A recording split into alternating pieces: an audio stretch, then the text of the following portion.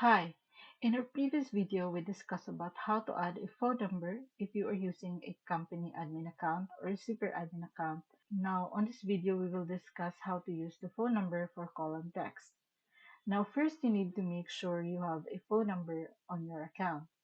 By simply clicking on your avatar, as you can see, this is already my account. Go to settings, click phone, and then phone number.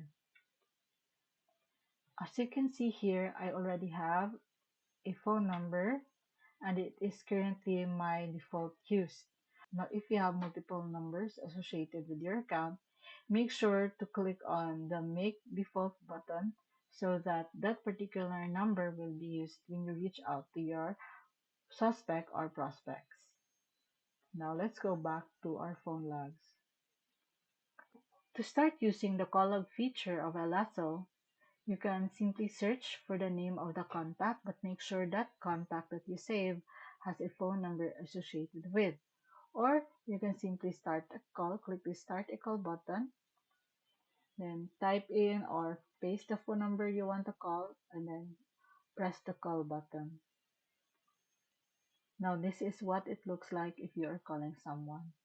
Now since Edgeron is not answering my call, I will just simply end this.